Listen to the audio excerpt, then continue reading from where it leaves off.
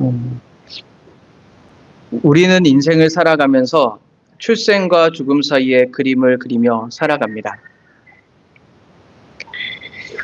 모든 사람이 그리는 이 인생의 그림은 다 다르겠지요. 심지어 같은 시간을 오래 보냈던 가족들 사이에서도, 부부 사이에서도 그 자기의 인생의 그림은 각각 다릅니다. 여러분의 인생의 그림은 어떠합니까? 어떻게 잘 그려 나가시고 계십니까? 누구나 사람은 자신의 인생의 그림을 잘 그리고 싶어 할 것이라고 생각합니다. 그러나 인생은 뜻대로 되지 않는다는 이 격언과 같이 우리가 그려진 인생의 그림을 본다면 내가 원하지 않는 물감이 색칠되어 있고 내가 그리고자 하지 않은 선들이 그려져 있는 것을 발견할 때가 있습니다. 화가는 잘못된 그림을 찢어버리지만 인생의 그림은 내가 원하는 색이 칠해졌다고 하더라도 혹은 내가 원하지 않는 이 선이 그려져 있다라고 하더라도 찢을 수가 없습니다. 왜냐하면 우리의 인생의 그림에는 내가 담겨져 있기 때문입니다. 바로 나 자신이 인생의 그림에 담겨져 있기 때문에 그것을 찢으면 나를 찢는 것과 같지요. 이처럼 여러분의 인생에서 인생의 그림을 자세히 들여다보면 내가 보일 것이라고 생각합니다. 그래서 지금까지 살아온 인생을 보면 나는 누구인가? 라는 이 질문에 조금은 답을 얻지 않을까라는 생각이 듭니다. 그리고 내가 누구인가? 라는 질문과 함께 그 인생의 그림 속에서 나에게 의미 있었던 것은 무엇인가? 라는 것도 함께 발견하게 될 것입니다. 이처럼 자신의 정체성은 삶의 의미를 찾고자 하는 나를 드러내줍니다. 내가 누구인지를 모르고 인생을 살아가는 사람은 그 인생의 그림에서 그 그림을 보면서도 어떤 의미가 있을까라는 생각이 들기도 하죠. 한 드라마에 있는 대사입니다. 50대 대학병원이 이었던 이 사람의 한 말인데요. 병원장이었던 사람입니다. 이렇게 말합니다. 그깟 병원장이 무엇이라고? 내가 누구인지 모르겠다. 헛개비가 된 것 같다. 내가 누군지 모르게 평생 살아왔다. 신앙은 삶과 같이 진행하게 되죠. 그래서 신앙의 삶도 인생의 그림과 같을 거라고 생각이 듭니다. 그리스도인으로서 내가 누구인지 모르는 사람은 교회 생활을 열심히 하고 신앙생활을 열심히 하고 종교 의식을 따라서 열심히 살아가지만 그리고 교회 생활을 열심히 하지만 신앙생활의 의미를 발견하는 것은 어려울 것이라고 생각이 듭니다. 또 반대로 말하자면 또 긍정적으로 말하자면 그리스도인으로서 내가 누구인지 아는 사람은 그 신앙생활의 함에 있어서 모든 것이 의미가 되겠죠.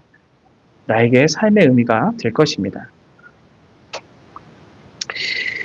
형식적인 신앙이 되거나 율법주의적 신앙이 되는 것은 어쩌면 내가 누구인지를 잘 모르기 때문은 아닐까요?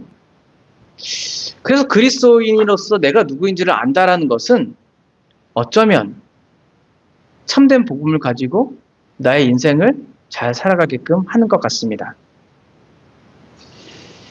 신자는 믿음으로 말미암아 하나님께 의롭다함을 받았습니다. 신자의 정체성 중에 하나입니다. 믿음으로 말미암아 의롭다함을 받은다는 이 바울의 복음은 갈라디아서 3장에서 신자의 경험과 성경에 나타난 구속적 경륜으로 논증을 해나갑니다. 바울은 먼저 실제적으로 신자가 경험하는 것에 대해서 말을 합니다.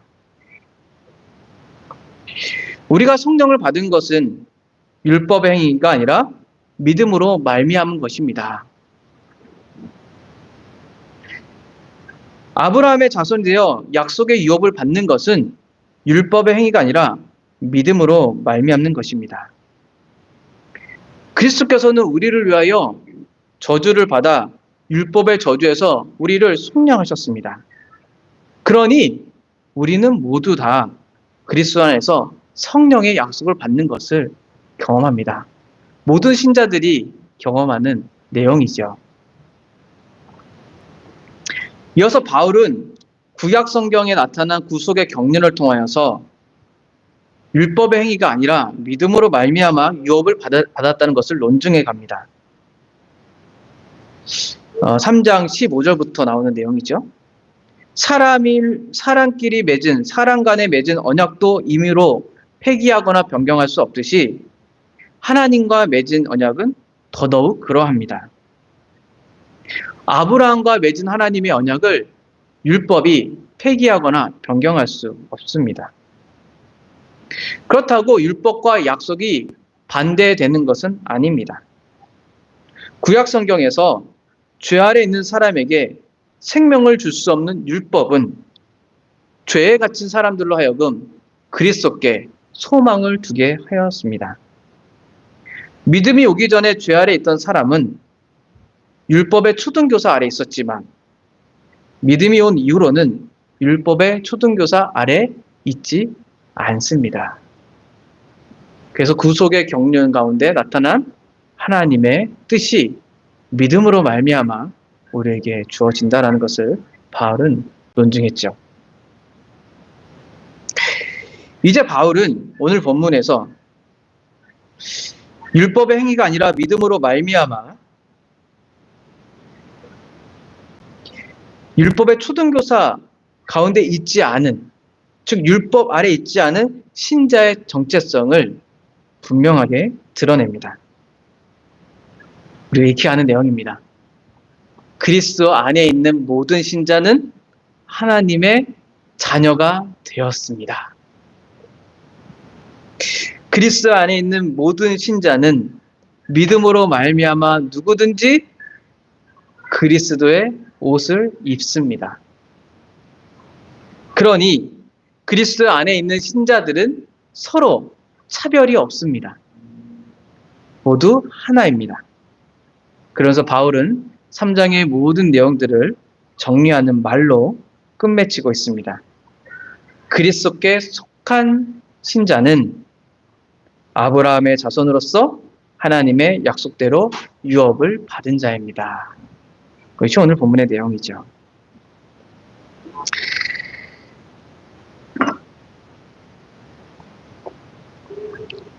신자들이 더 이상 율법의 초등교사에 있지 않다. 나는 그 이유는 무엇입니까? 바울은 말을 합니다. 믿음으로 말미암아 그리스도 예수 안에서 하나님의 아들이 되었습니다.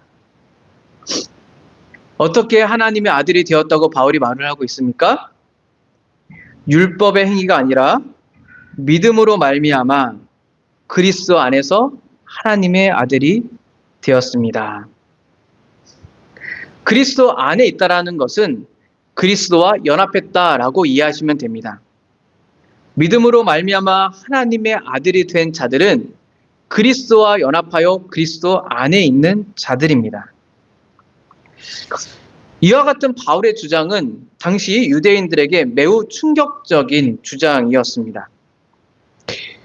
그들에게 하나님의 자녀란 하나님의 선택받은 민족에게만 해당되는 것이었습니다. 즉 이스라엘 민족, 즉 당시의 유대인들에게만 하나님의 자녀라는 호칭이 붙일 수 있다라고 생각했죠. 그런데 바울은 지금 무엇이라고 말을 하냐면 유대인이 아닌 자들도 믿음으로 말미암아 하나님의 아들이 된다라고 선언을 하고 있습니다. 바울의 말은 거꾸로 말하면 이 하나님의 선택된 민족적인 특징을 가진 이 유대인의 그 특권들을 내려놓아야 하나님의 자녀가 된다라고 지금 말하고 있는 것이죠. 혈통적이거나 육신적인 것에서 하나님의 자녀가 되는 것이 아니라 바로 믿음으로 하나님의 자녀가 된다라고 말을 하고 있는 것이죠. 그것은 하나님과의 관계성을 말을 합니다. 이제 하나님과 아버지와 자녀로서 관계를 맺는 이 신분은 이 특별한 특권을 얻는 사람에게만 주어지는 것이 아니라 믿음으로 말미암아 그리스도 안에 있는 모든 사람에게 주어진다라고 바울은 말을 하고 있습니다. 여러분, 그리스도 안에서 우리가 경험하는 것이 무엇입니까? 우리가 하나님의 자녀로서 말할 때 그리스도 안에서 경험되는 것은 무엇입니까? 우리는 그리스도 안에서 율법을 통해 정죄를 받았던 곳에서 다시 말씀드리겠습니다. 우리는 그리스도 안에서 율법을 통해서 우리를 정죄하는 하나님이 아니라 그리스도 안에서 우리를 받아주시고 용서하시는 하나님을 경험합니다. 그리스도 안에서 우리는 하나님을 경외하지만 우리에게 벌을 주시는 무서운 하나님을 경험하지는 않습니다. 혼내는 하나님을 경험하지만 벌을 주어서 형벌을 주는, 율법에 형벌을 주는 하나님을 경험하지는 않습니다. 그래서 우리는 그리스도 안에서 혼날까 봐 두려워서 하나님의 율법을 따르는 것이 아니라 이제 우리의 죄를 용서하시고 우리를 받아주시는 그 아버지의 자비하심으로부터 하나님을 사랑하여 율법을 준행하게 됩니다. 이 그리스도 안에서 우리가 경험되는 그 하나님은 교회 안에 있는 하나님도 아니고 나의 삶만 주관하는 것이 하나님만 아니고 온 세상을 창조하신 하나님, 그리고 온 세상을 자신의 뜻대로 이루어가신 하나님, 그 하나님을 우리는 아버지라고 그 하나님의 친밀한 관계 속에서 그 호칭을 부릅니다. 이게 바로 그리스도 안에서 신자가 경험하는 것이죠. 어떻게 이러한 경험을 하게 됩니까? 믿음으로 말미암아 이러한 경험을 합니다. 율법의 행위가 아닙니다. 믿는 모든 사람은 그리스도 예수 안에서 죄 용서를 받고 하나님의 자비하심을 경험하여서 하나님을 아버지라 부릅니다. 요한복음에도 이렇게 말을 하죠. 영접하는 자, 곧 그 이름을 영접하는 자, 곧 그 이름을 믿는 자들에게는 하나님의 자녀가 되는 권세를 주셨으니. 믿음으로 말미암아 하나님의 아들이신 예수 그리스도와 연합한 신자는 이제 그리스도 안에서 하나님의 아들이라는 신분을 얻게 됩니다. 여러분, 제가 이걸 준비하면서 정말 놓쳤던 게 하나 있었습니다. 하나님의 자녀가 되었다는 게 얼마나 높은 신분을 가졌다는 것을 저는 새롭게 발견하게 되었습니다. 여러분, 하나님의 자녀가 되셨습니다. 이 세상에서 가장 높은 지위에 있으신 분은 하나님이십니다. 그리고 하나님의 아들이라는 지위를 얻었다는 것은 이 세상에서 어느 정도의 지위를 얻었다고 생각하시나요?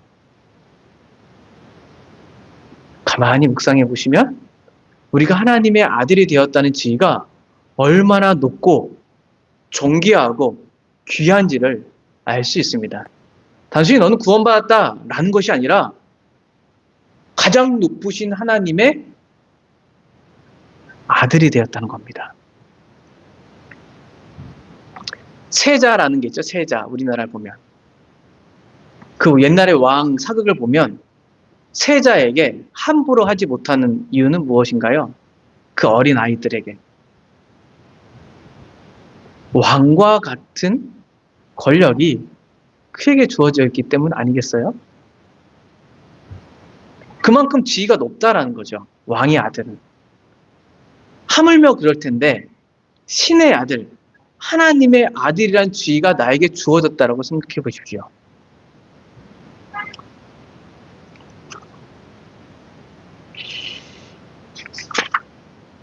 우리가 감히 상상할 수 없는, 알 수 없는 그런 내용 아니겠습니까? 와닿지가 잘 않잖아요. 우리 현실에서 그렇게 살지 않으니까요. 그러나 그것이 믿음으로 주어진 겁니다. 얼마나 놀랍습니까?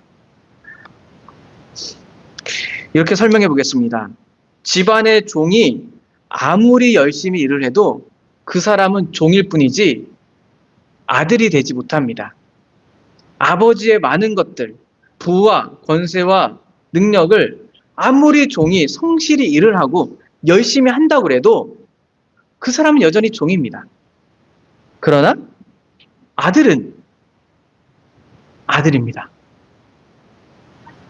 종보다 성실히 못해도 아들은 아들입니다.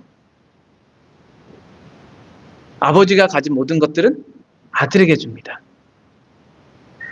율법의 행위로 아들이 되려는 것은 이와 같습니다. 율법으로 아무리 열심히 해도 종 안에 있으면 종입니다. 그러나 아들은 받습니다. 믿음으로 말미암아 우리가 하나님의 자녀가 되었다라는 말은 마치 그런 것 같습니다.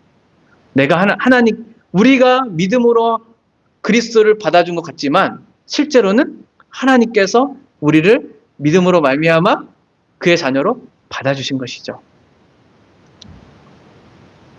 이렇게 믿음으로 우리는 하나님의 귀한 신분과 또 하나님과의 관계성을 맺게 된 사람들입니다.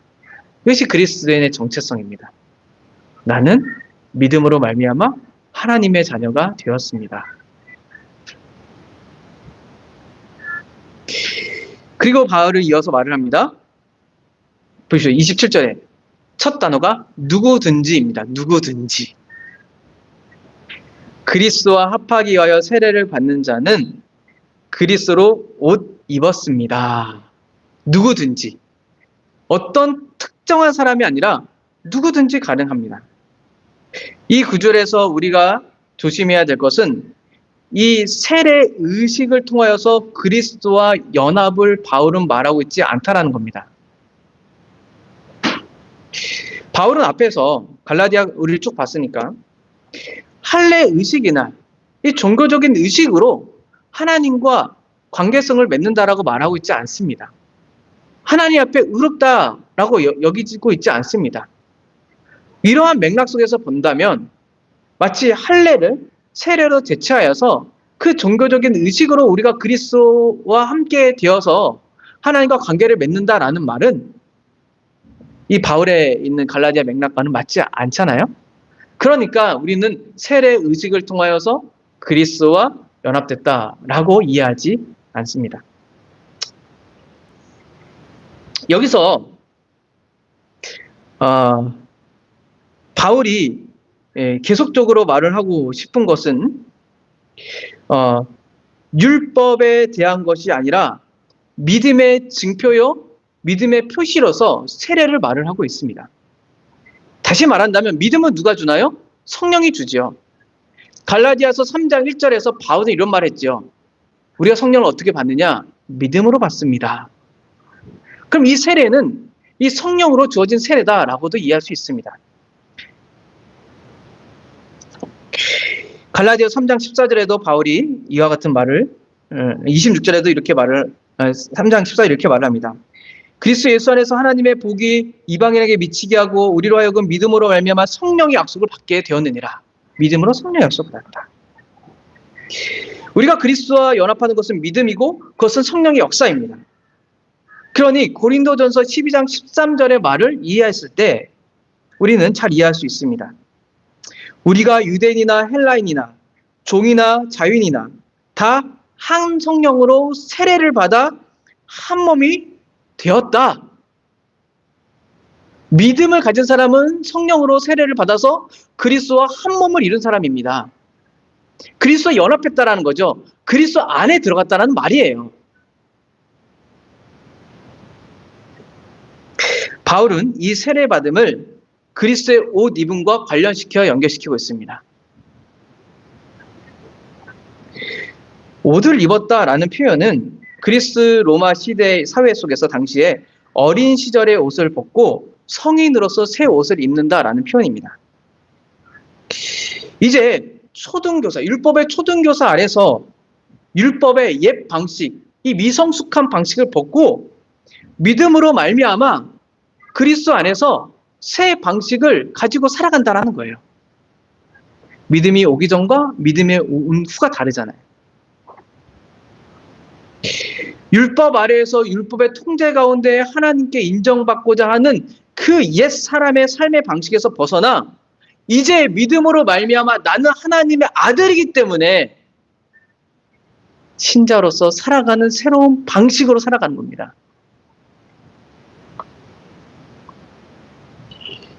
그것이 바로 그리스도의 옷을 입었다라는 말이에요. 새 사람이 된 것이지요. 정체성인 거예요. 로마서 말씀을 들어보겠습니다. 6장입니다. 3절과 4절 말씀 읽어보겠습니다. 무릇 그리스도 예수와 합하여 세례받은 우리는 그의 죽으심과 합하여 세례받은 줄을 알지 못하느냐. 그렇죠? 믿음으로 말미암아 우리는 그리스도 연합하여서 세례를 받았다. 그러므로 우리가 그의 죽으심과 합하여 세례를 받음으로 그와 함께 장사되었나니 이는 아버지의 영광으로 말미암아 그리스도를 죽은 자 가운데 살리심과 같이 우리도 또한 새 생명 가운데 살게 하려 하심이라.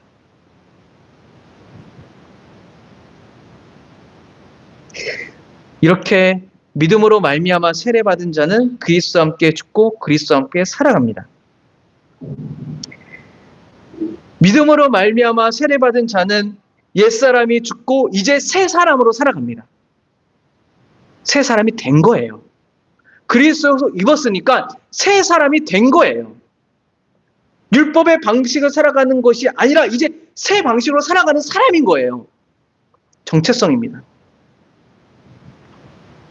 하나님의 아들로서 살아가기 때문에 그렇습니다. 종이 아니라 그 율법의 초등교사 아래에 있는 사람이 아니라 그 미성숙한 사람이 아니라 믿었으니 하나님의 아들이 되었으니 하나님의 새 생명을 가지고 하나님을 아버지로 부르며 새로운 삶을 살아가는 거예요. 바로 그리스도인의 정체성입니다. 우리는 이러한 모습들을 이미 갈라디아서 2장 20절에서 살펴보았죠.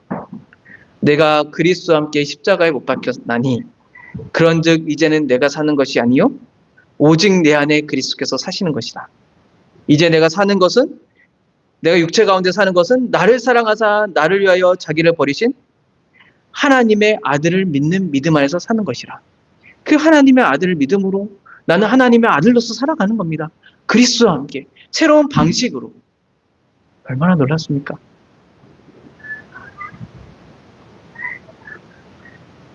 이 신자의 개인적인 이러한 정체성은 이 신자가 이룬 교회의 공동체로 영향을 미치고 이루어갑니다. 28절입니다. 너희는 유대인이나 헬라인이나 종이나 자유인이나 남자나 여자나 다 그리스도 예수 안에서 하나이니라. 하나됨. 이 신자들은 그리스도 예수 안에서 새로운 신분을 갖고 새로운 방식을 가지고 새로운 사회를 만들어 나갑니다. 하나 되는 사회를 만들어 나가는 것이죠. 이게 신자의 정체성이고 신자의 정체성으로 나타나는 이 교회의 모습입니다.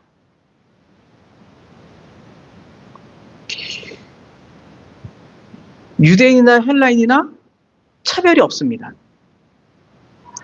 종이나 자유자나 차별이 없습니다. 남자나 여자나 차별이 없습니다. 왜냐하면 그리스도 예수 안에서 우리는 모두가 하나이기 때문입니다.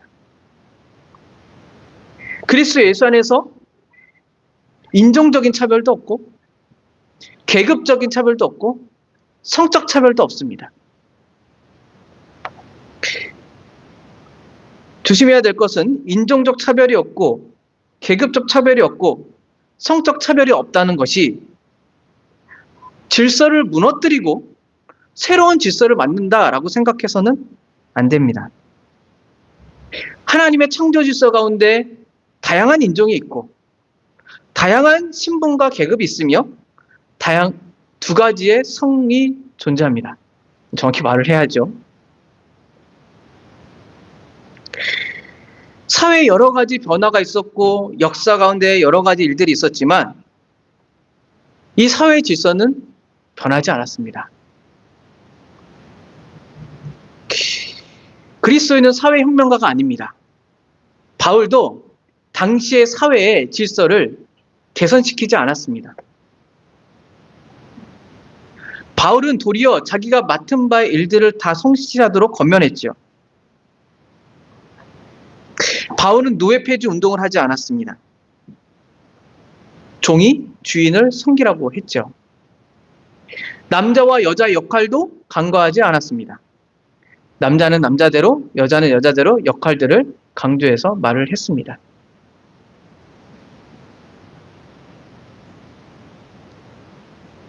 그러나 바울은 그 질서 가운데서도 차별이 없다라고 말을 하고 있는 거예요. 질서를 무너뜨리지 않으면서도 차별이 없는 이 사회를 지금 말을 하고 있는 것이죠.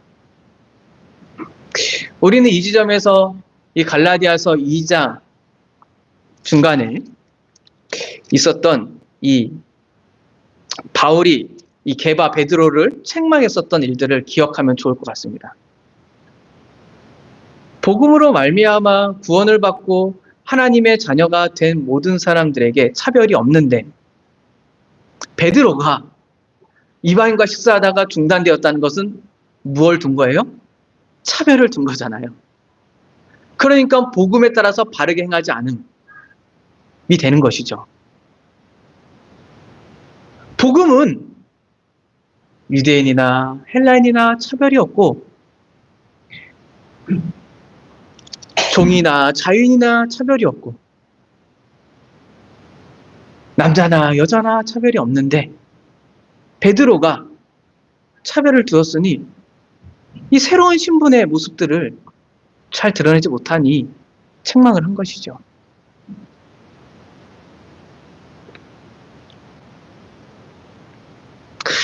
그리스도 안에서는 이 복음으로 말미암아 믿음으로 말미암아 차별이 없다라는 것을 모든 사람이 경험합니다. 저와 여러분이 무엇이 다릅니까? 예, 직분이 다르고 성별이 다르지만 그리스도 안에서 무엇이 다르겠습니까? 질서의 차별을 그리스도 안의 차별로 나아가서는 안 되는 것이죠. 신자의 정체성이 먼저 있고 그 다음에 질서가 있는 것이지. 그 질서에 따른 그 계급과 이 차별이 나의 정체성을 세우는 건 아니잖아요. 그리스도 안에서 내가 하나님의 자녀다. 난 세례를 받은 자이다. 그리스도의 옷을 입었다는 것이 나의 정체성이고 그것과 여러분이 저와 다른 게 뭐가 있겠습니까? 그래서 신자의 정체성은 나는 이제 하나님의 자녀가 됐구나. 나는 이제 그리스도의 옷을 입었구나. 나는 세례를 받았지. 그렇구나. 라고 하는 것이 아니라 내가 누구인지를 알기에 이 교회에 새로운 질서가 일어나는 거예요.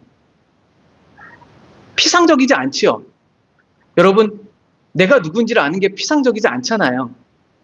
피상적이었을 때는 우리 인생에 아무 일도 일어나지 않지만 내가 누군지 알았을 때 비로소 나의 인생은 어떻게 나의 인생을 살아야 할지 알지 않습니까? 그리스도인도 마찬가지인 거예요. 내가 누구인지 알았을 때 여기가 도대체 어떤 것이고 나는 어떠한 사회의 질서 속에서 있는지를 아는 것이죠. 여러분, 하나님의 자녀가 되었다? 그리스도 옷을 입었다? 그것을 알 때 우리는 반드시 새로운 질서를 만들어 갑니다. 자연스러운 겁니다. 왜냐하면 서로에 대한 존엄성을 부여하기 때문입니다. 어떤 사람이 더 중요하고 덜 중요하다가 아니죠. 차별 없이 동등합니다. 나와 같이 저 사람도 그리스도 성령으로 말미암아 믿음으로 선물을 받았고 성령으로 세례받아서 그리스도 안에 들어갔더니 세례는 뭐죠? 물속에 들어가는 거잖아요. 무엇이 보이죠? 나만 있는 줄 알았더니 옆 사람도 보이는 겁니다.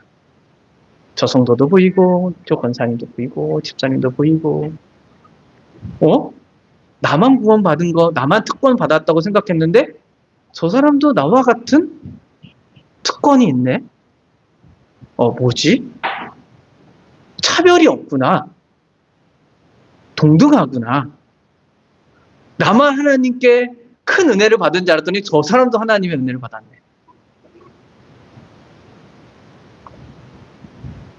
그러니 교회는 차별이 없고 동등해서 하나가 되는 것이죠. 그래서 서로 간에 그 정체성 가운데 관계를 맺습니다. 그래서 부르죠.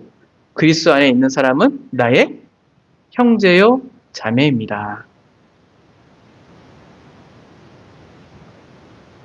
유대인들은 이러한 사실을 받아들일 수 없었습니다. 유대인들은 자신이 특별하다는 선민 사상에 빠져 있었죠. 아침에 이렇게 기도했다고 그래요. 나를 이방인으로 만들지 않으신 우주의 왕이신 우리 하나님, 나를 노예로 만들지 않으신 우주의 왕이신 우리의 하나님, 나를 여자로 만들지 않으신 우주의 왕이신 우리 하나님, 감사드리고 찬양합니다. 사람들은 유대인과 같은 우월의식, 특권의식을 갖는 걸 좋아합니다. 특별함이잖아요. 그래서 사람들은 우월한 것과 열등한 것을 나누죠. 부자와 가난한 사람, 머리가 좋은 사람, 머리가 나쁜 사람, 재능이 좋은 사람, 재능이 없는 사람, 힘이 센 사람, 연약한 사람. 근데 이렇게 나누는 것은 무엇인가 약한 사람을 도와주기 위한 것이라면 좋을 텐데 대체적으로 이 세상에 돌아가는 형태는 무엇이죠? 그 사람보다 내가 더 우월한 위치에 있기 위해서 그렇게 나누고 자신의 정체성을 확립하고 그래서 다른 사람보다 내가 뛰어나다는 것을 위해서 만족감을 느끼는 것이 이 세상에 살아가는 모습이겠죠. 유대인들과 뭐가 다르죠? 다를 게 별로 없어요. 그래서 세상에서는 입법제도, 정부에 있는 제도, 정책들을 통해서 이러한 차별들을 없애려고 부단히 노력합니다. 인종적 차별, 그리고 계급적 차별, 성적 차별을 없애려고 열심히 제도도 만들고 법도 제정하지요.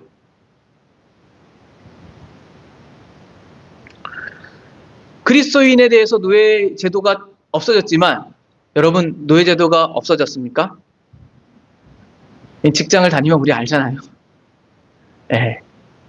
자본주의 사회 속에서 돈이 가진 사람이 주인이고 월급을 받는 사람들이 종 아니겠어요? 이 쿠팡에 있는 이 매스컴에 나오는데 그 모습들을 보십시오. 사이렌 울리면 왱 울리면 막 해야 되잖아요. 왜냐하면 돈이 들어가고 돈이 없으면 살 수 없으니.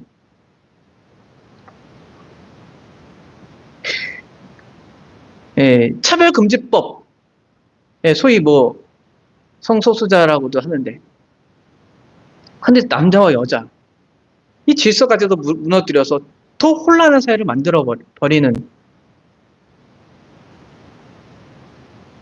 사람들은 좋은 의도에서 뭔가를 하려고 만들어요. 차별하니까 평등해야 한다. 동등해야 된다.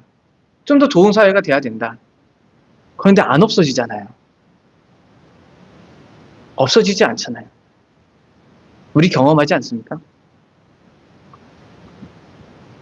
그래서 세상은 여전히 갈등 가운데 있습니다. 교회는 어떤가요?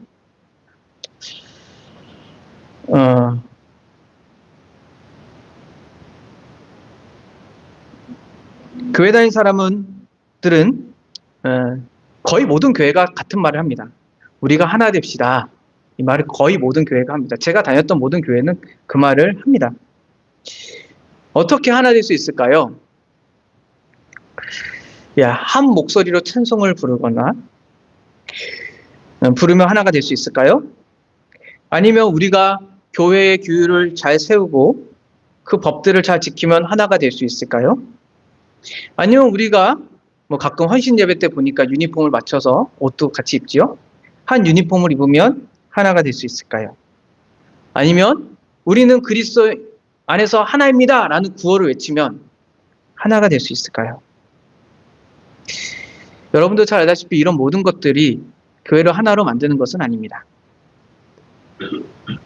그리스도 안에서 유대인과 같은 특권 의식을 버려야 하나가 되는 것이죠.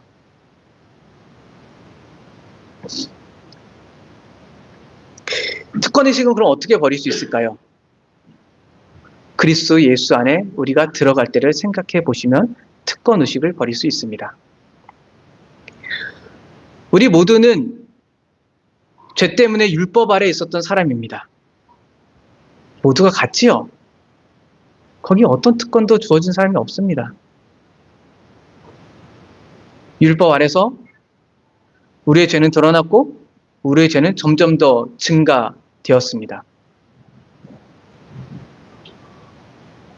헤어날 수 없는 그 율법의 굴레 속에서 예수를 그리스도를 믿고 율법의 저주를 받으신 그리스도를 믿고 이제 하나님의 자녀가 되었습니다. 모든 사람이 같은 경험을 하고 있죠. 그리스도 안에서 모든 사람이 같은 경험을 하기에 특권을 가질 것은 아무도 없습니다. 어린아이들도 같고 나이 든 분도 같고 목사인 직분을 가졌다고 성도를 가졌다고 다르지 않습니다. 한 성도로 대하는 거죠. 믿음이 있다면. 제가 어린아이보다 더 뛰어난 신학을 지식을 가지고 천국에 가겠습니까? 예수를 믿고 천국에 가겠습니까?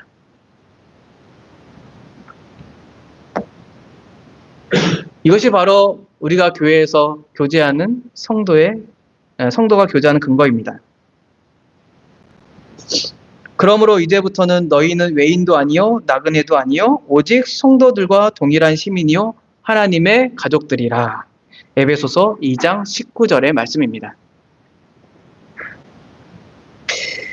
바울은 이제 29절에서 3장을 마무리하면서 다음과 같이 말을 합니다. 너희가 그리스도의 것이면 곧 아브라함의 자손이요 약속대로 유업을 얻을 자입니다. 그리스도의 것이 되는 건 믿음으로 되는 것이죠. 율법을 받고 할례를 행했지만 바울은 분명히 말을 합니다. 아브라함의 자손이 되려면 믿고 그리스도의 것이 되어야 합니다. 우리의 정체성의 시작입니다. 나는 그리스도 안에 있습니다. 그리스도는 내 안에 있습니다. 나는 그리스도와 함께 있습니다. 이것이 우리 신자의 가장 중요한 정체성입니다. 그리스도 안에서 그리스도와 함께 그리고 그리스도가 내 안에 그리스도 안에서 나는 하나님의 자녀가 되었습니다. 그리스도 안에서 나는 세례를 받고 그리스도의 옷으로 이 영적인 옷을 입었습니다. 그리스도 안에서 우리는 차별이 없습니다. 그리스도 안에서 우리는 하나입니다. 그리스도 안에서 나는 아브라함의 자손입니다. 그리스도 안에서 나는 하나님의 모든 약속의 유업을 받습니다. 나는 그리스도의 것입니다. 우리의 정체성이잖아요. 이 모든 우리에게 주어지는 이 영적인 복은 그리스도 안에서 주어진 거죠. 그래서 그리스도는 분명한 소속감을 갖습니다. 이 세상에서 나그네로 살지만 나는 그리스도에 속했다는 분명한 소속감을 갖습니다. 믿음으로 말미암아 그리스도에 속하였습니다. 존 스토트 목사님의 말대로 이 소속감은 놀라운 나 자신을 발견하게 됩니다. 그리스도 안에서 하나님의 자녀로 발견되는 것은 영원함 속에서 발견되는 겁니다. 변하지 않는 하나님의 약속, 역. 그리고 우리는 그리스도 안에서 새 가족들을 발견합니다. 나와 함께 하나님의 자녀가 된 형제, 자매들을 발견하죠. 새로운 사회를 발견합니다. 그리고 우리는 역사 속에서 그리스도 안에서 하나님의 백성이라는 것을 발견합니다. 아브라함부터 시작된 하나님의 구원의 역사가 믿음으로 말미암아 그리스도 안에서 하나님의 백성된 나 자신을 발견하는 거죠. 여러분, 내가 그리스도인이 되었다. 예수 그리스도를 믿었다. 그래서 하나님의 자녀 되었다. 그리고 새 사람이 되었다. 그리고 우리가 한 교회로 형제 자매로 모여서 차별 없이 모였다. 이것에 대한 이 정체성을 확립했을 때 아마도 우리는 내 자신과 이 교회에 대한 기대감이 있을 거라고 생각합니다. CCM 찬송 중에서 이런 내용이 있습니다. 알 거예요. 기대. 아시죠? 기대. 주 안에 우린 하나, 모습은 달라도 예수님 한 분만 바라네. 사랑과 선행으로 서로를 격려해 따스함으로 보듬어 가리. 주님 우리 안에 함께 계시니 형제 자매의 기쁨과 슬픔을 느끼네. 내 안에 있는 주님 모습 보네. 그분 기뻐하시네.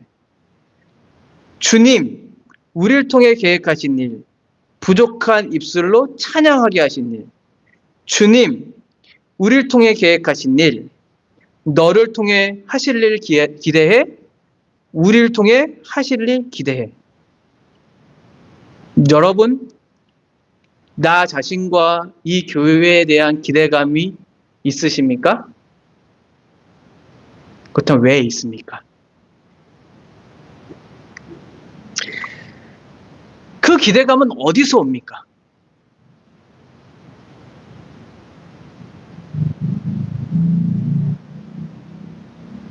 저는 오늘 말씀을 하면서 참 쉽지는 않았습니다. 어떤 게 쉽지 않았냐면, 솔직히 말하면, 제가 여기 오고 3년이 됐고, 이렇게 되었는데, 성도는 늘지 않고,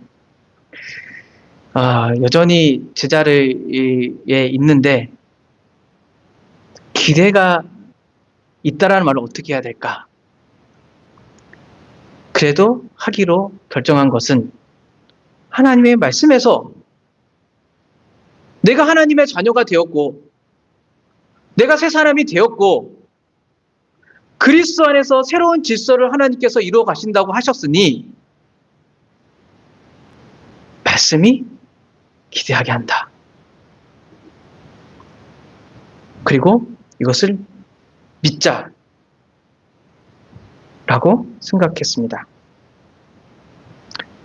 여러분, 그리스도의 정체성을 잘 세워나가셨으면 좋겠습니다. 그리스도에서 나는 누구입니까? 그렇다면 이 그리스도인의 정체성을 분명히 세우면 내 옆에 있는 사람도 그리스도인으로서 보일 겁니다. 그 사람이 누구인지. 근데 우리는 생각보다 이 정체성을 너무 희미하게 세워요. 그렇구나. 그러하다.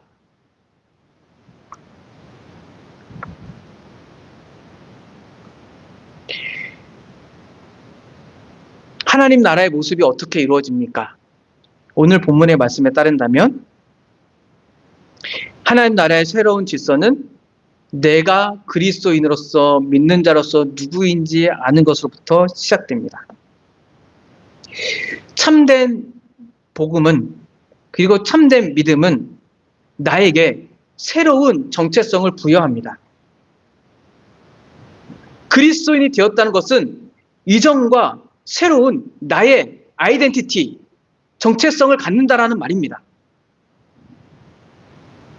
그냥 인간 누구 아니라 그리스도인 누구는 이제 새로운 정체성을 갖게 되었다는 의미입니다. 이 새로운 정체성은 자유를 제공합니다. 율법으로부터 자유, 죄로부터의 자유를 제공합니다. 또한 새로운 정체성은 하나님으로부터 변하지 않는 하나님과 아들이라는, 아버지와 아들이라는 이 관계성의 신분을 보장합니다. 그리고 새 사람으로서의 삶을 살기 시작합니다. 그리고 그것들을 현실에서 이루어갑니다. 교회에서, 사회에서. 물론 사회에서 완벽히 이루어지지 않겠죠. 그러나 복음이 들어가는 곳마다 분명한 변화들이 일어났습니다. 우리나라에 100년 전 복음이 들어왔을 때 이 천민들이 인간 취급을 못 받았을 때 여자들이 남자들과 먹는 밥상에 끼지도 못했을 때 복음은 그것을 바꿨습니다. 복음은 능력이 있습니다. 아무것도 아닌 것 같지만 우리의 삶의 정체성을 바로 살았을 때 나와 우리는 변화될 것입니다. 그러니 기대하십시오. 나의 정체성을 바로 세웠을 때 기대가 생기고 소망이 생깁니다. 인간적인 특권, 인간적인 지혜, 인간적인 어떤 능력도 교회를 기대하지 못합니다. 여러분, 우리가 지금 기대할 것은 단 하나밖에 없습니다. 우리가 그리스도 안에 있다. 믿음으로 말미암아 우리가 그리스도 안에 있다. 그것이 우리의 소망이고 기대입니다. 그래서 우리는 차별이 없고 하나 된 자들입니다. 기도하겠습니다.